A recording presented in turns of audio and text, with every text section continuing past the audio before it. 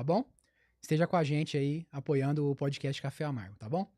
Bom, vamos começar então a primeiro conhecer um pouco mais sobre o Zé Carlos, né? Como que ele chegou até essa parte aí específica da segurança do trabalho no agro, como que ele aprendeu sobre isso, né? Se ele já tem alguma vivência anterior nesse ramo, né? Então conta um pouquinho pra gente, Zé, quando que você passou a se interessar pela agronomia, se desde sempre você quis cursar para se tornar um engenheiro agrônomo, e como que você chegou a sua trajetória até chegar na parte específica da segurança do trabalho, para quem não te conhece ainda, claro. Tá certo. Glaucio, 2014 eu me formei em agronomia, certo? Porém, a minha vida, ela sempre foi ligada ao agro desde criança. Sempre foi, sempre tive presente no meio e tudo mais. E aí isso me motivou a estar fazendo o curso de agronomia, tá? Certo. Porém, ao decorrer de quando eu já estava trabalhando, meu primeiro emprego, assim, após a formatura, né, até após concluir o curso, eu comecei a vida, assim, digamos assim, vendendo defensivos agrícolas, Certo. certo? Onde eu trabalhei na região de Minas, Goiás, ali, cheguei até aí ali pro lado do Mato Grosso também, tudo mais.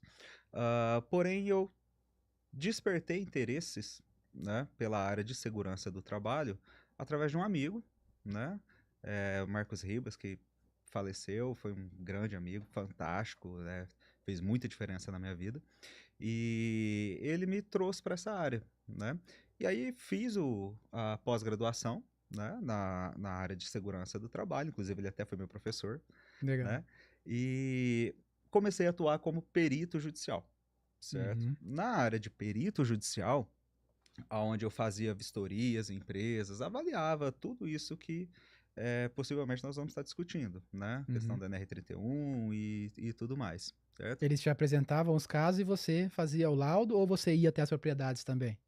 Eu ia até as Ah, propriedades, sim. certo? Legal. Tudo presencial, Uhum. sempre 100% presencial. Após a visita, aí é feito o laudo pericial, vamos Uhum. dizer assim, né? E aí então eu adquiri um conhecimento amplo, digamos assim, né, nessa área, e eu vi que eu poderia estar ajudando empresas a se organizar, a se prevenir de sanções trabalhistas, mesmo fiscalizações do Ministério do Trabalho, tá? Multas. Multas, né, que ocorrem muito, né? A Uhum. gente tem aí as notícias aí que correm, né? Já vi várias vezes acontecer, tá bom? E aí foi assim que eu comecei a estar atuando nessa área, tá? Na área ligada ao agro, mas também na segurança do trabalho, Uhum. certo? Por que unir as duas formaturas? Pelo seguinte, eu simplesmente peguei a minha especialidade, que era a agronomia, conhecia absolutamente todas as atividades, certo? Até por ser engenheiro agrônomo, e a partir disso adaptei isso a uma consultoria especializada nessa área, né? No caso, fazendas em geral, empresas rurais em geral, né? Independente de qual cultura, se é café, se é milho, se é feijão, Uhum. independente de qual Dependente seja. do porte também, né? Que às vezes a pessoa tá escutando aí, o pessoal tem muita ideia, tipo assim, de mega fazendas enormes, mas tem propriedades Não, menores também, né? Muita gente não tem, sabe. não, tem sim. Né? Na verdade, independente do tamanho que seja essa empresa rural, eu gosto muito de usar esse termo, empresa Interessante. rural, tá? Porque hoje a gente tem que dar uma atenção muito séria para esse setor, em questões de segurança do trabalho também. Então eu gosto muito de usar esse nome, empresa rural, empregador rural, né? Uhum. Porque o assunto é muito sério. Com certeza. E a partir daí conseguia estar ajudando empresas a realmente se prevenir de problemas, Uhum. né? A estar adequando as situações. E foi assim. Certo. Bacana. Entendi. Ô, José, eu já fiz alguns cursos, né, de relacionado à área de segurança, já fiz curso de bombeiro civil, e lá a gente sempre aprendeu que cada ramo de atividade, né, tem as suas regras, Sim. né? É, trabalho em altura tem a sua regra, trabalho confinado tem a sua regra, mas eu nunca ouvi uma regra específica para esse trabalho no campo, né, para essas empresas rurais. Existe alguma norma específica para esse tipo de trabalho? Tem a NR31, ok? Que é a norma específica para essa atividade. Só que é o seguinte, aí é preciso esclarecer uma coisa que muita gente confunde, que não necessariamente porque a NR31 é a norma específica do agro, vamos dizer assim, a empresa está excluída da obrigação de cumprir as outras normas também. Ok? Porque vamos lá, você estava falando agora há pouco, questão de uma empresa de fazenda grande, fazenda pequena, empresa rural grande, pequena e tudo mais, certo? Em uma empresa rural, você pode ter vários setores com diferentes atividades que haja também enquadramento numa outra NR, ok? Por exemplo, uma NR12, que é máquinas, uma NR10, que é eletricidade, certo? Então não é porque você tem uma empresa rural que você está livre de cumprir as outras NRs, não. Tá? Na realidade, você tem a normativa específica, tá, da agricultura, que é a NR31, mas as outras não são menos importantes por causa disso. Tá? É muito importante estar esclarecendo isso. Sim, é importante mesmo, né? Eu diria que acho que geral é assim, né? Porque hoje em dia que fazenda que não tem maquinário, né? Essas coisas assim, né? As peças maiores, né? Então, de fato, é importante isso, atentar para as outras normas também. Nossa, envolve muito. Bom, deixa eu mandar um abraço para quem já está acompanhando aí. Temos bastante gente online aí simultâneo. Um abraço, pessoal. Mais uma vez, se inscreve no canal, tá? Comenta aqui. Se você não comentou nada, fala boa noite, fala de onde você está acompanhando. Porque como o Zé não é de Ribeirão, você é de Morro Agudo, né, Zé? Morro Agudo. Então, com certeza deve ter mais gente aí aqui fora de Ribeirão também nos acompanhando hoje. Manda aí pra gente saber quem tá assistindo. Bom, nós temos aí a Márcia Santos. Boa noite pra Márcia. Boa noite pro Aloísio Curihara. Tem também o coordenador RH. Quem será esse, hein? Boa noite a ele também aí. Temos também o Marcos Tumenas. Boa noite ao Marcos. Temos mais um membro da família Curihara aí, ó. Rodrigo Curihara. Boa noite. E também um membro do canal, Roberto Tropiano. Ele falou assim, ó, boa noite, esse é um assunto muito importante. Segurança do trabalho em todos os setores. No agro, então, é super importante.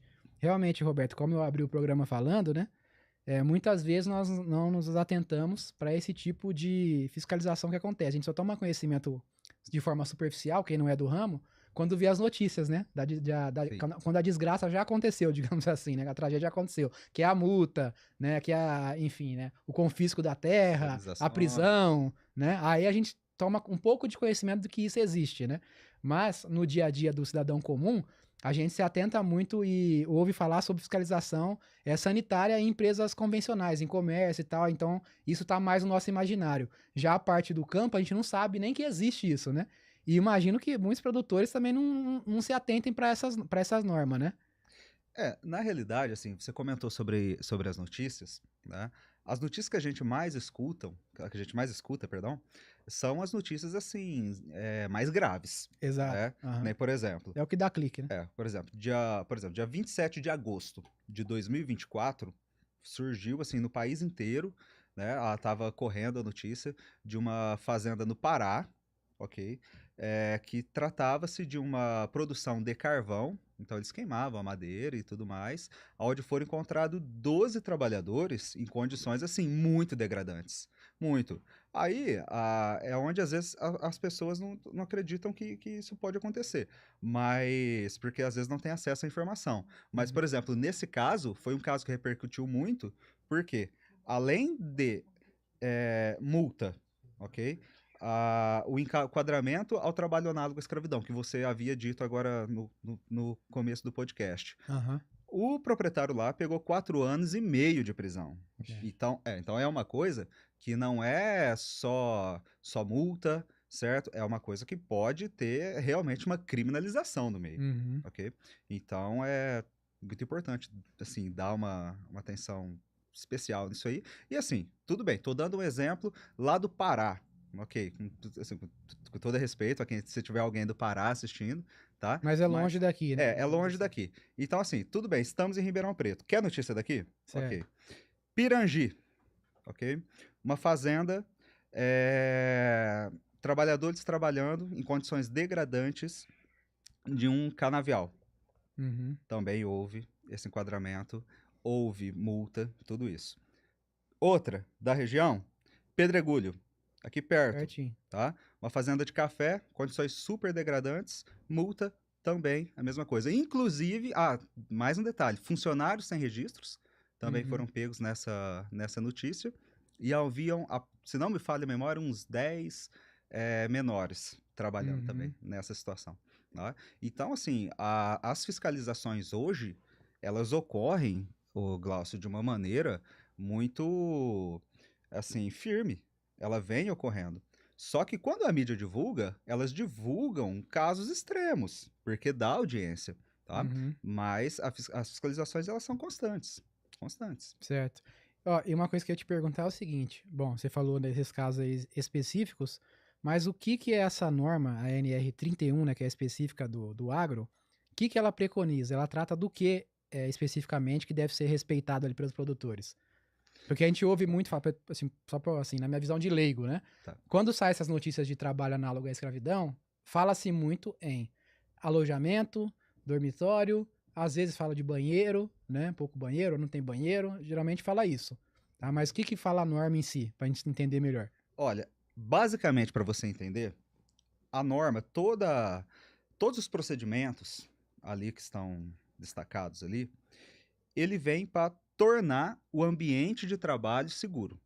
Aí é Perfeito. importante esclarecer também que ambiente de trabalho não é meio ambiente, tá? Uhum. O que é ambiente de trabalho? Por exemplo, o seu ambiente de trabalho aqui, o microfone faz parte do seu ambiente de trabalho, o seu poltrona faz parte do seu ambiente de trabalho, o seu tablet, ok? Tudo isso, tudo aqui faz parte do seu ambiente de trabalho.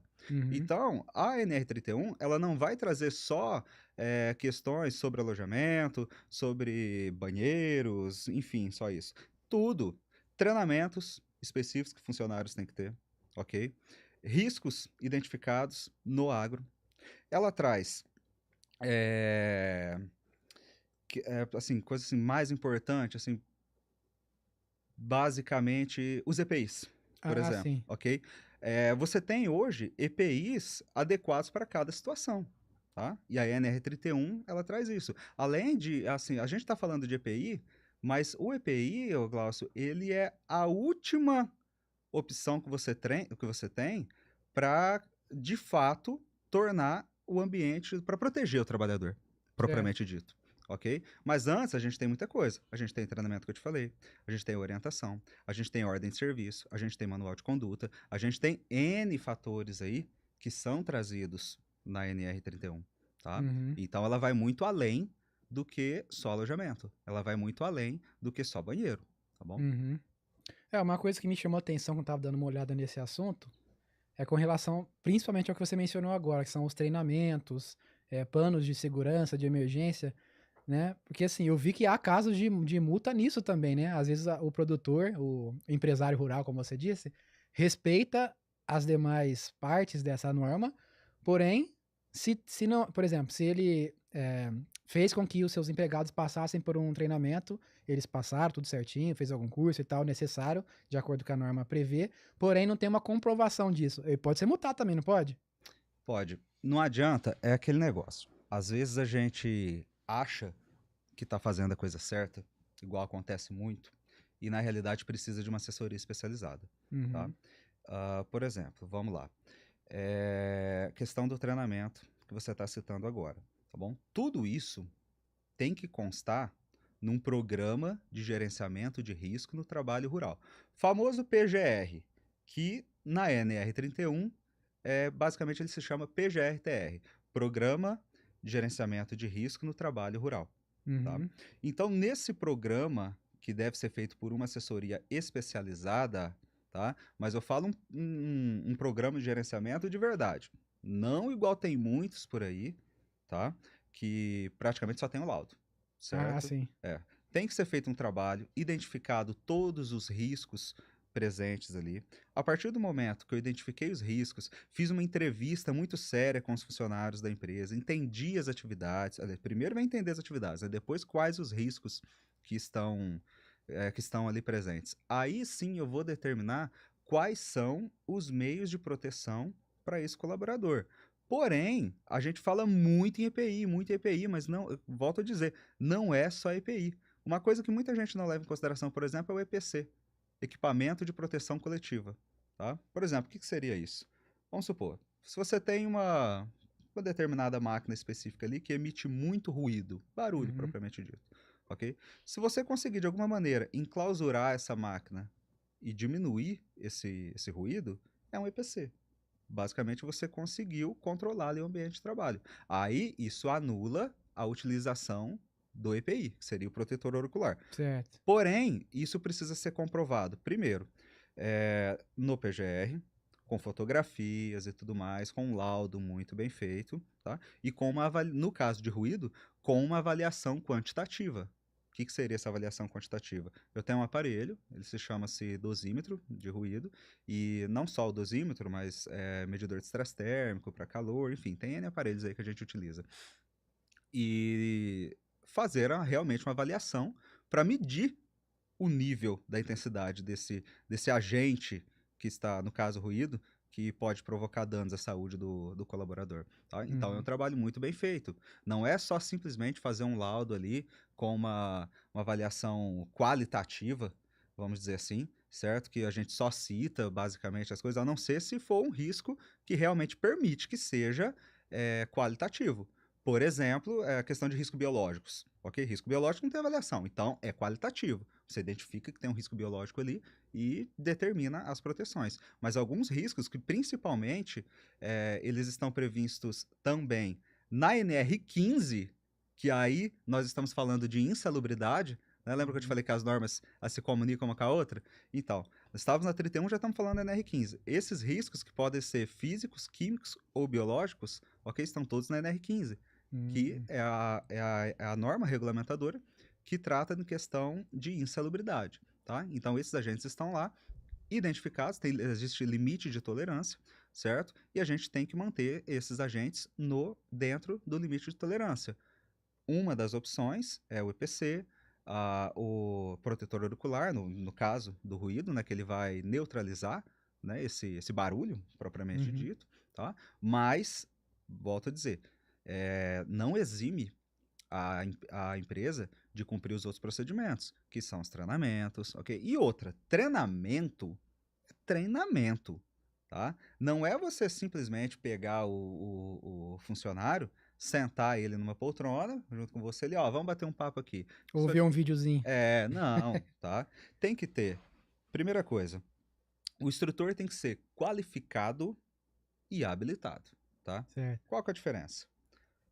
Qualificado, aliás, habilitado, é a questão do seu registro profissional. No meu caso, o CREA, como engenheiro agrônomo, engenheiro de segurança do trabalho. Ok? Habilitado. A questão de ser qualificado é saber se ele realmente tem o conhecimento para ministrar esse treinamento. E aí nós temos que ter lista de presença assinada, ok? Certificado com a carga horária devidamente escrita, conteúdo programático, tudo que foi passado nesse treinamento. E cada situação é um treinamento diferente. Tudo documentado, né? Tudo documentado. Porque não adianta nada o cara oferecer o treinamento e depois não tem como provar. Então, é aquela questão. Você falou agora há pouco da fiscalização do Ministério do Trabalho. Certo. Você pode ter feito treinamento, mas você não tem um documento que comprova, acabou, cara.